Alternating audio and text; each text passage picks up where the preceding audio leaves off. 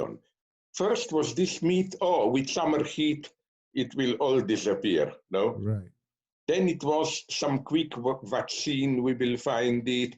Then it was this herd immunity, oh, just a couple of months, then we are safe, you know. Right. But now we are even discovering that even if you survive it, you know, right. you're not fully fit like before. It can leave traces on your lungs, in your system, and so on, you know. Right. Of course, there are many people who got it and even don't know that they went through it. But it's not a clear picture. But sorry, I'm taking your time, please, because I will, before I start. No, it's interesting, you know, and I think it's interesting how we all feel taboo to even question whether this had a relationship to a lab. I have no idea. But why do we feel taboo to say that? Why are we afraid to say that it could have had some kind of origin related to what they call gain of function laboratory work, where they take natural viruses and they try to see? Why is that considered taboo to say that? You know what I mean? Why do we all feel a little scared, like, oh, I don't want to be considered? I know. Yeah. I know, because also even in China, the idea is not that they left it in purpose among the population, but simply that something went wrong in the lab. No, that. Right. Exactly. Yeah. Why? But yet even that is. Sorry. Yeah, I can hear you. Can you hear me? Yeah. But even that seems to be considered, again, a taboo thing to raise. The idea that someone's trying to do a gain of function experiment, taking a natural coronavirus from bat population, trying to see if they can make it more infectious or more deadly, and then trying to find out how to overcome that. The idea that that could have accidentally leaked is even a taboo thing to even suggest. The idea I know. It has a mythological origin story that it just popped up randomly in a wet market, which is, to me, it strains credulity to believe that, you know. I know. Although I must say, okay, listen, let's begin before I collapse. Well, how are you feeling? I just want to ask you, how are you processing this? I don't know how you're in Slovakia, right?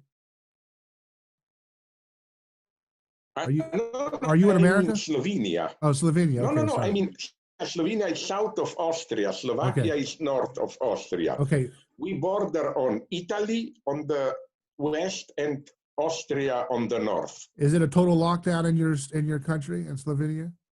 No. We have now they are gradually opening up, because I don't know why, but we were probably simply lucky. In the last days, there is maybe one new case per day and so on, but basically it appears controlled.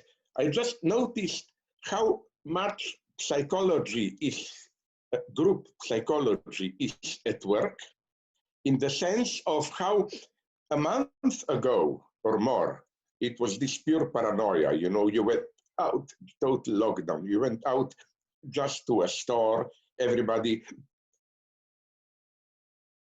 avoiding each other with masks and so on. Now, all of a sudden, there is a kind of a relaxation. Most people, they walk on the streets. Streets are not quite full, but nonetheless full. People don't wear masks. They meet. Now, cafeterias are open, at least outside. You can sit on chairs and so on.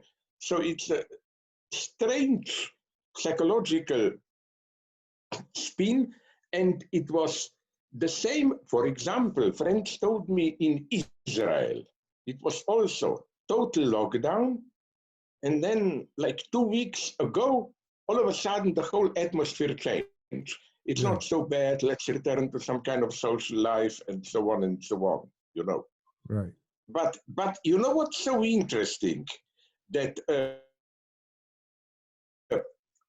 people are ambiguous towards China, but claim nonetheless, with their brutal lockdown, control of the population, they did it. No? But yes, maybe, we'll see. But the true miracle are those parts of China which don't like China. That is to say, Taiwan and Hong Kong. Yeah. They practically canceled it. It disappeared there. Right. And they still have at least a certain degree of freedom, democracy, and so on and so on. So you can also do an efficient lockdown and so on in more open democratic societies. But there is one difference, I was told, which makes them more efficient. Also, this is why, although they have now small re-emergence, South Korea was doing relatively well till now. Because although you have opposition, political tensions, and so on, but there is some kind of a basic trust between the people and the government. You know, right. It's very important here. Now, it's no time, and I'm saying this as kind of a radical leftist. Right. Now it's, no time to play these games of state apparatus, controls us, tools of oppression, all that bullshit, you know. Now we need an efficient state which can be trusted, right. Which should also be transparent and so on, which is why I wonder if you would agree with this. But, you know, many people complain, I don't know, how do you call them, this idea that your cell phones will be tracked and they will track your movements and they will inform you, are you approaching any infected person, or and so on, you know. Right, yeah. Uh-huh. And some people are afraid, oh my God, it's a step towards totalitarian control and so on. I'm saying quite the opposite. Listen, first, from what I know, from what I'm reading about, let's take 3 exemplary cases. United States, Israel, China. I'm not saying that in other places it's much different, but about these places we know. You know that because of security reasons, fear of terrorism and so on, in Israel, they are doing this already for over a decade. Mm-hmm. All internet, all phone calls are recorded. Of course, you cannot have people to listen to them. So they have computer recognition software programs. They detect immediately if something is suspicious. They follow where you are. In United States, we learn from all those Cambridge Analytica and so on. So all this total control through digital media is, at least in developed countries, is already going on. Now, when they want to collect a data which I don't consider very confidential, where I move, just this data, and they are raising such a control and so on and so on. I would be much more worried if they were to systematically read my email, listen to phone calls, and so on and so on. As in China, I know, I spoke on phone with a Slovene diplomat there, and I noticed that it's an old lady, was very careful. In China, if you are a foreign diplomat, you automatically assume that it's listened to. You must be careful what to say. So what I'm saying is that I don't see so much, as I wrote in my last text, I think, unfortunately, are you more of an optimist? I don't know that. Even if things will get gradually a little bit better, a certain way of life has finished. And what is that certain way of life that's finished in your mind? I think at 3 levels. First, health. Certain precautionary measures will remain. I don't think that this virus will simply disappear. Let's hope it will. But now we learn that, you know, there are other viruses which are just waiting beneath the surface. There are other diseases and so on and so on. So we will simply have to adopt a radically new attitude, some kind of a, not even universal as Bernie Sanders wanted, but global health care. It's clear that different states, although when quarantine is needed and isolation we need it, but collaboration, I mean, my God, even Bill Gates emphasizes this. International collaboration is absolutely crucial concerning health. Then, can you even imagine concerning economy? Everybody is already talking about the looming food crisis. You know, I've written about it. Take a state like where things still function, like France. They have now spring harvest season. Usually hundreds of thousands of foreigners came there from Eastern Europe, from Spain and so on to do the job. Now the borders are closed. How to do the harvesting? Right. And they are trying to find volunteers, mobilizing and so on and so on. Another dramatic point, meat packaging. You know that in the United States you have many infections, no? In meat packaging. In Germany, it is also beginning. So again, how to reorganize this? So not to mention what can happen in Africa and so on. And the third, let's call it, and I don't want to bring them together, not just religious in a narrow sense, but let's call it spiritual aspect of mental breakdowns, depression, and so on. You know, we live in a world, we no longer live in the world in which we were used to live, where you could count on certain basic coordinates, meeting people, socializing, relying on others, and so on and so on. And I think that here, don't be afraid, I attacked when Fidel Castro died, I mockingly called that Cuba had fidelity to castration. I translated Fidel Castro. But something I noticed, like what they had there for totally different purposes of political control. They had there what they call committees for the defense of the revolution, whatever. But the idea can be used in a different way.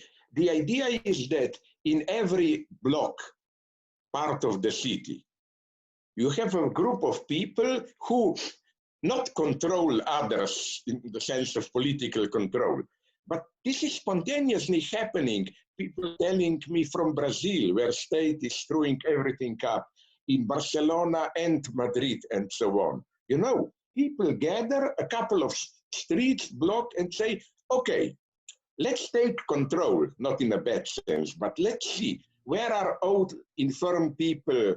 How do we protect them? How do we test them? How do we provide for their company so that they don't go crazy? So again, because even if some of them are infected, but somebody still had to provide food and so on, you know, we should never forget this. We know this, but we try to ignore it. We cannot all be in a lockdown, in isolation. For some of us to be in isolation, many things have to go on. Food, sorry for this, something popping up, I hate it. Food had to be delivered, electricity, water, trash, digital network had to function, and so on and so on. So if we take the term of your podcast or what, Holy Spirit, in a more vast sense of a basic solidarity, I always like to quote that Christ, that passage from Gospels, you know, when they ask him, how will you know that I've returned? No? And he said, when there will be love between two of you, when there is love between two of you, I am there. I will return there. Something like this. This is the crucial moment for what I like, for what I find really revolutionary in the idea of Holy Spirit. Holy Spirit, for me, is another way to say when Christ says, and it should be properly understood, if you don't hate your father, your sisters, brothers, you are not my follower. No, it does. Of course, it shouldn't be taken literally and so on. But the way I read it is that simply there is some basic level of global solidarity, being together, which cannot be reduced to, it's not a matter of family there, it's more a matter of social hierarchy and so on. No? And now I think it's a great moment of this aspect of Holy Spirit. Mm-hmm. Now we live, I think, in an eminently, don't you agree, also political moment. You know what I mean by politics? Not part politics and so on. But what will be the new world that will emerge? I think the big other that you talk about, the death of the big other, is what we're seeing continue in this moment, where I take a different approach. I don't think that bureaucracies are going to be able to find these answers. I think as you've illustrated earlier, the scientific establishment doesn't know what's going on. The political coordination. Know something, and we should rely on them. But I agree with you. Yeah. There are many things that they don't know. Yes. Right. And I think, like, for example, you mentioned the meat shortages, but the meat industrial factory model was developed for a central planning style way of handling the development and the distribution of meat. And I think that this virus is acting as an apocalyptic moment where we're starting to unveil the failures of, I guess, in that vein of a big other, the failure of central planning, coordinated industrial distribution of meat. Maybe we need to go back to the local farmer. I mean, is that too romantic to you, or is No. But at the same time, you see, what I would like to clear is, yes, this return to local farming and so on, because we cannot know how also international transport will function and so on. I read, I like to follow this small news, not the big, apparently small news, that, for example, China itself already fears food shortages. And now they're buying as much as possible what they imported, like soybeans and so on, all that stuff for the next season. So I agree. But at the same time, I don't believe we need quarantines and so on, but I don't believe in bubbles. I think that international cooperation, not in the sense of big centralization, but in the sense of some kind of a sharing the information, coordinating, like you cannot live safely where you live if you know that the symptom is 200 miles away in another part. Isn't that the market? Isn't that the profane word market that we're all supposed to not like anymore? The coordination of knowledge? Here I have doubts, because now it brings us to the problematic part, no? Because don't you think, look at how even conservative politicians today look at what they are doing.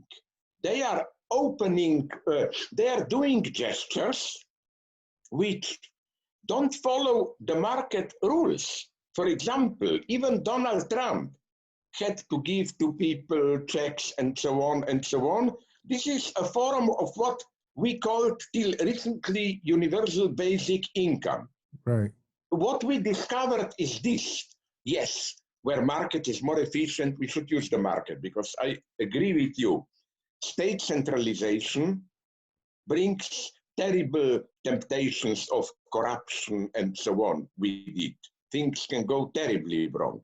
But don't you think that nonetheless, what we need is to rely on state in cooperation with local communities, but also international cooperation, that like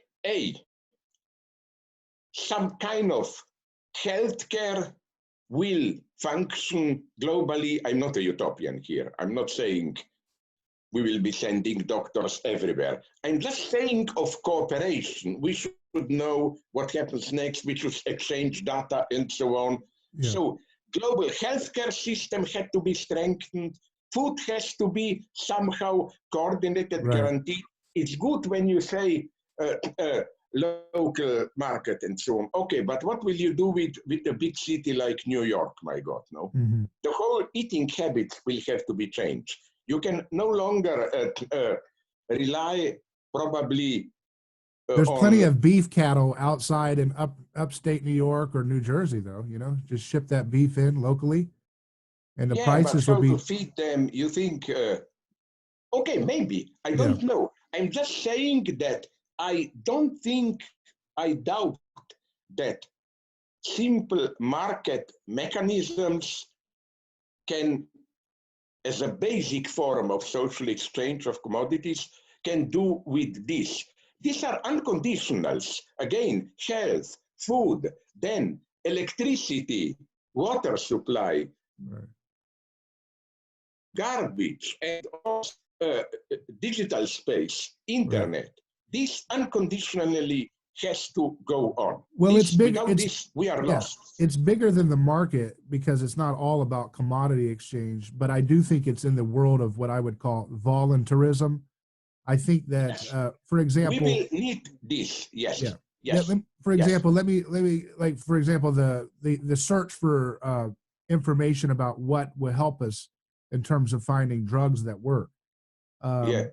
The way bureaucracies work, they de facto eliminate the voices of Galileos that try to disrupt the paradigm shift, that try to disrupt the paradigm that is the reigning body of knowledge. So my temptation is towards voluntarism rather than state control of medicine, because I believe that Galileos, that means people who say, I totally disagree with the foundations of cancer research, and I think it's this over here, they can't be heard in a bureaucracy by its nature. Bureaucracies work in a sluggish way, in a way that is based on, as Thomas Kuhn would say, the reigning paradigm that has won the past battles of the past. So, for example, I think that the market is the best mechanism, or whatever you want to call it, voluntary interaction is the best mechanism for curing cancer or curing coronavirus.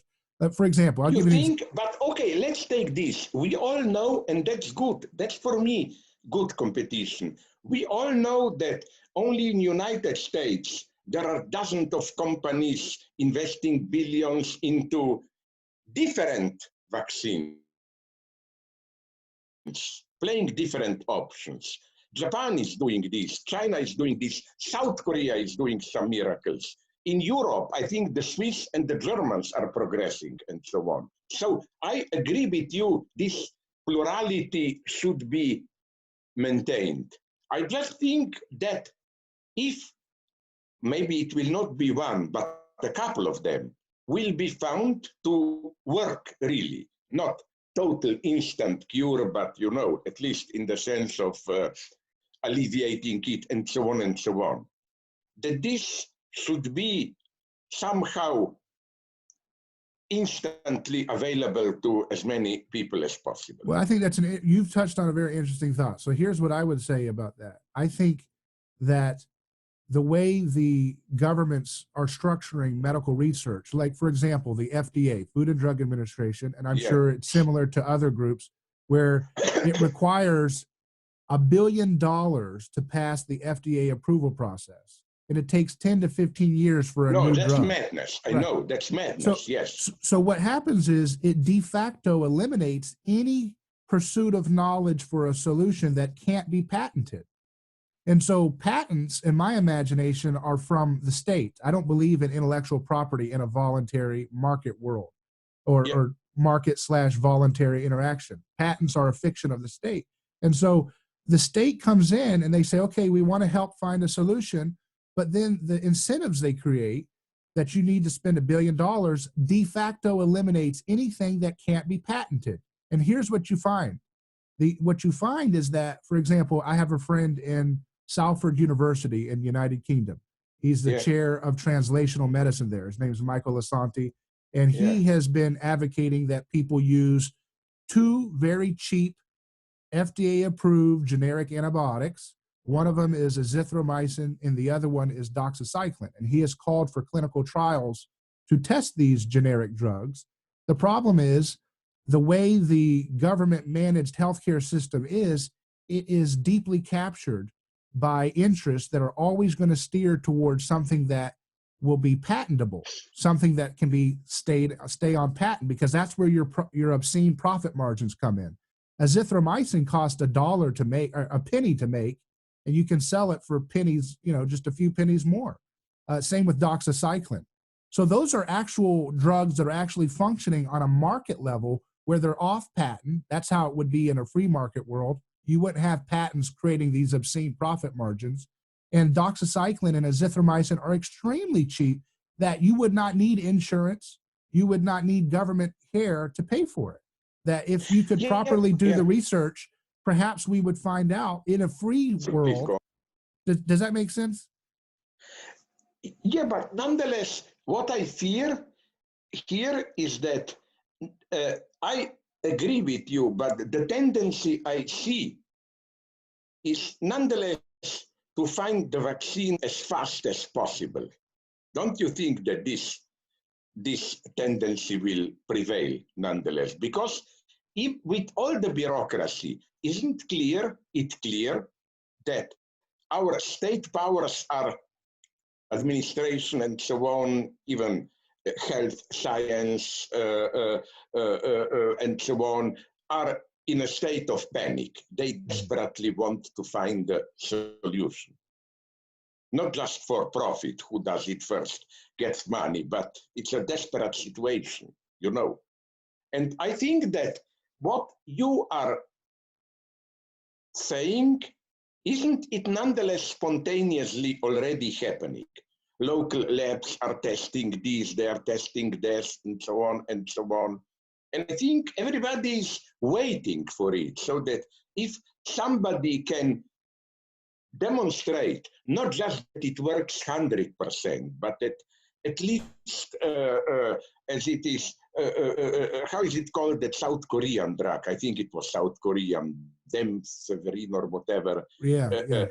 Made by a company ironically called Gilead, I think, Republic of Gilead from Handmaid's Tale. Beautiful irony. I think that, again, the desire for a fast solution is so pressing. I'm only more of a pessimist here. What if we will not find a miraculous vaccine? Yeah, that's why I think it's a big other. We need to let it die. I don't think that's the solution. I think people want they want a one size fits all antidote to the chaos of a plague, and I think that goes. Here I totally agree with you. We should that be. It's a psychological thing that we want the vaccine more than a scientifically rooted. I agree with you. It's not just this old leftist image of a good scientist. They have all the answers to ecology or whatever, and then just the state wants to regulate. Science itself is perplexed here. We have to. The scientific big other also doesn't exist. And I think it's because of the coercion at the heart of state funding of science, which retards the ability for those who are geniuses in science to self-correct. If you don't have competitive pressure challenging the foundations of what you're pursuing, then you don't know what you don't know. For example, let me take the cancer thing. That's an epidemic that continues. And Nixon declared the war on cancer. Nobody talks about it. That's typical. Probably much more people are at this moment suffering and dying of cancer. Maybe you take heart knowing that what happens if your local media were to give a graphic to show you how many people died of heart disease, diabetes, cancer, Alzheimer's around you. You would be in a you would be in a state of anxiety, much more so if we saw that often visualized for us in the way this virus is. So I think look at the cancer thing, because that's something that bothers me. I was affected. My family members have been affected by cancer, and it bothers me that we haven't solved this issue yet. But there's a whole paradigm shift of cancer research that needs to happen, but all of the institutional power is so monopolized by government and its crony allies in the academic world and in the business world that the dissenting opinion does not have the ability to have its information dispersed into the community because of the coercive power of the state. So, for example, here's the way I put it.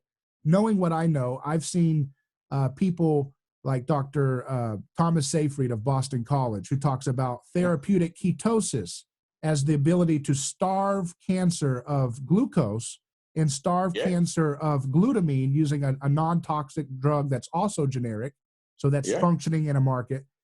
And he uses these to take on even stage 4 pancreatic cancer as a scientist. He's finding great results. And then again, Dr. Lasanti, my friend in England, he's using these cheap antibiotics that cost $1 or pennies, doxycycline and azithromycin, and they kill cancer stem cells more effectively than chemo, radiation, and surgery. So here's my dilemma, right? Because I listen to my friends on the left and I empathize with them. But for me, I think they're missing how much information and knowledge is retarded by the underpinning of coercion that the state introduces into a subject like cancer research. So in the statist in a state-centered paradigm for the future, my leftist friends would say, isn't it ridiculous? Isn't it obscene that someone might not have insurance and may not be able to have chemo, radiation, and surgery for their cancer? And my answer is, isn't it obscene that we're still using a dark age level of treatment approach? I don't care if it's free, paid for by the government, or I pay for it with cash. Obviously, it's nicer if I didn't have to pay for the toxin, but what if we don't have to have toxins to treat cancer? What if we could use antibiotics and therapeutic ketosis, which is a robust field of research called metabolic treatment of cancer, or what they call mitochondrial health, right? Do you really think this is so much oppressed? Because, okay, maybe it's an exception, but now in my own country, Slovenia, and all around, we are bombarded, even in the media, with a little bit of distrust, but nonetheless, we are bombarded with informations about all this, especially of all places from Russia it comes. All these ancient from Siberia, organic treatments against cancer, against this, against that. There is a booming market for that. I think that, I don't know how it is in the United States, but in Europe, there is a space for this. Right, and all the time in the media, there are debates, and I'm well aware, sorry, let me explain. I'm well aware of what we are saying. Once a friend who is dealing with economic, financial aspect of cancer medicine told me, are we aware with chemotherapy, radiation, and so on, what billions, what sums of money are we talking about here? Right. There are tremendous interests of how let's give a chance to this much cheaper organic, but nonetheless one should research the efficiency and so on. But I agree with you, the interests, financial interests are tremendous. Well, think about it. When you have a regulatory body that says, like, I don't know how it is in Europe, but in America, the FDA criminalizes any claim about anything that has not been approved by them. So technically, you cannot say vitamin C cures scurvy because vitamin C has not been through the $1 billion FDA approval process. So therefore, you cannot make a medical claim. You cannot post a testimony of someone that says, I had scurvy, I took vitamin C, now I don't. That would be considered a crime in America. I don't know how it is in Europe. But you know how it's all a question of linguistics. They allow you just, even in publicity for it, you must just use a little different language to say, maybe it can and so on. If you put it a little bit more conditionally, in a little bit more conditional way, they allow you. Not if you say, even if you, in America, even if you say may, if you put the word of the substance with the word of a disease, that's considered a crime. So you can say oh may, my God, I didn't, could, yeah. you can say may, could be, should be, might help with, slightly helping with cancer, and that's a crime. That's technically a crime. So that would be a federal crime to do that in America. So what that does is, see, someone that I enjoy voluntary solutions, I look at that and say, my communist friends, look, I can get you a better, like we both agree that we don't like the status quo. But I think if our car is stuck in a mud ditch, we can go this way into more state control to try to fix it, or we can try to reverse, and maybe we can get out a little easier if we allowed a little bit more market freedom for people to be able to make claims. And it's not just make claims. When you say that you have to be approved by a central authority to be considered medicine, and that central authority requires $1 billion for you to get approval, that automatically distorts billions and billions of dollars, both in the public and private sector, to pursue paradigms of medicine that can be patented. That's the key issue. They do not, because it's not about, I'm not saying it's a deliberate conspiracy. I'm not even saying that. I'm saying it's a broken mechanism which allows for all medical research and funding for new drugs, new solutions for cancer or diabetes. All of these things flow towards things which can be patented, because that's the only thing that can afford the $1 billion price tag to be considered medicine. But what I don't you see what I mean? Yeah, but why are you such a pessimist here with respect to Corona? Because what I see here is precisely tremendous competition. I all the time read. In Germany, they are now testing these drugs. A South Korean company is testing that drug. Even in China, I heard this laboratory is making this experiment test. Even Chinese who really want to control it know that you have to listen to local initiatives and so on and so on. No, listen, we will have, sorry, I'm approaching my, stop slowly, sorry, I cannot go on. Yeah, no, that's fine. I appreciate your time. Yeah, I would just say I'm not pessimistic about the outcome of this coronavirus. Really? In terms of, I am not a pessimist. Of course, it's just a limit in the sense of the end of the world, whatever. Yeah. But it's quite possible. Okay, now I will follow you that some kind of a scientific capitalism, in that sense, official science, combination of FDA and big companies will try to monopolize the process and take over. It's quite possible that a new establishment, combination of Johnson & Johnson, other big companies, and state administration will use this to strengthen its position. Yeah. Here is, for me, one dangerous outcome, if you ask. I think there's a reason why big business is more terrified of someone like a Ron Paul than they are Bernie Sanders. I think that democratic socialism is much, much more easier for them to corrupt, because it still maintains a centralized mechanism of state power, rather than a program like a Ron Paul, where you decentralize things and it becomes much harder for them to capture the funnel of medicine information and so forth. Yeah, but you know what I nonetheless like about, not about centralization, but we need global coordination. Let's say one of these independent labs or scientists invents something and it works. I want it to be known all around the world. You have a chance here, and it should explode, you know. Here we need global cooperation. Yeah. Maybe some Swiss company, maybe South Korean, maybe in Taiwan, I don't know where, maybe even in China. They will invent it, and they may be, I agree with you, marginal, but it should become globally known as soon as possible. Right. So I think in this sense, not in sense of this bureaucratic coordination, it's crucial.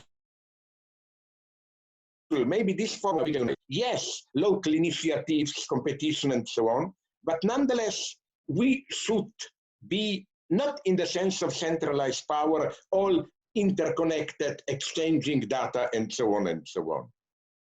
That's crucial for me. And I would say the best way to distribute that information would not be to create some kind of state program to make everybody be able to afford the new drug, but rather to get rid of the patent, and allow it to work in a function. But like, aren't you nonetheless not even a little bit afraid that there may also be fake drugs and so on? Sure, yeah, but that's something that you deal with based on the scientific information. Once you have a fair playing field where money can flow to solutions, not solutions that only can be patented. That's the way medical science works now. It's only towards patentable solutions. Precludes generic drugs and precludes natural things like staying in a state of ketosis, or you know what ketosis is, right? Yeah. Well, hey, I don't want to take up your time anymore, but it's been a real pleasure talking to you. And we barely got into the Holy Spirit community part, but we touched the surface. Okay. Thank you for your time. Thanks very much. Bye-bye. Take care. Bye-bye.